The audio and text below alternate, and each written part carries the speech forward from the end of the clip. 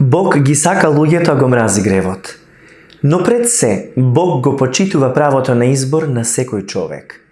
Дали си криминалец, силувач, хомосексуалец, пијаница и убиец, ти си грешен. Но не само заради твоите пороци и дела, туку си грешен бидејќи си го наследил гревот од Адам. Сите се раѓаме грешни. Некои луѓе се блудни и похотни, но ги исмеваат хомосексуалците тврдејќи дека тие заслужуваат смрт. Други луѓе се убијци, но сакаат да ги усмртат поголемите грешници од нив, педофилите.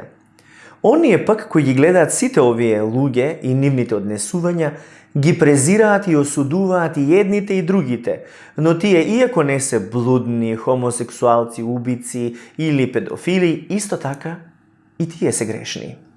Никој нема право никого да повредува, да му се подсмева и да го угнетува. Сите сгрешија, и ти, и јас, и целиот свет, и сите ние заслуживме смрт. Доколку одлучиш да останеш во својата грешност, тоа ќе има смртни последици и ова е факт кој не представува ниту закана, ниту страв, ниту пак говор на омраза. Но имаш и право на избор и можност што да избереш. Можноста да избереш вечен живот, оправдување и ослободување од твојата казна, која ја разбираме како спасение од вечна смрт, веќе е реализирана од Божја страна според промислата на Бог. Тој направи чекор на љубов, односно токму за грешните кои самите се свесни дека се грешни без разлика тоа дали го прифаќаат и признаваат или не, Бог го даде својот единствен син Исус Христос како жртвено јагне кое ги зеде сите гревови на себе и ја плати казната за истите со своето страдање и со својата смрт.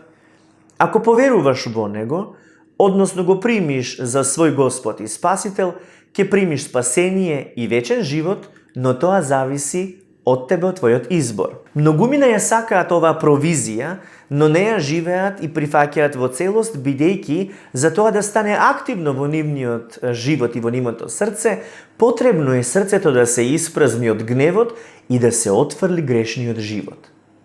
Луѓето, за да ја примат оваа милост Божја, треба не само да ја разберат умствено, туку да тргнат по Божиот пат, кој што се чекори со чистота, светост, љубов и богоцентричност. Затоа треба да се покајат сите гревови, односно да ги остават своите стари патишта и да тргнат по Божиот пат. Сето ова е опишано во Светото Писмо и таа порака носи и мир и благост за секого. Твоите права не сеускратени. Ти не си навреден, но ако јас имам право да верувам во оваа вистина, зошто тоа тебе те навредува и тврдиш дека јас не ги почитувам твоите права? Ти имаш право на своји одлуки, свој вкус, стил, начин на живење и размислување, но зарем јас треба да замолкнам и да сеускратат моите права на верување за ти да ги добиеш твоите права кои никој не ти гиускратил? Љубовта не осудува и не мрази. Христос никого не го одбива, но заради тоа што тој не повикува во светост, праведност и спасение, треба неговото дело да биде погазено и посрамено? Бидејќи нас тоа не ни се допаѓа, сега треба да војуваме со Бог кој што не створи и ни даде живот и ни даде слободна волја и начин како да се спасиме? Но ти немаш проблем со луѓето кои се христијани. Ти имаш проблем со Бог.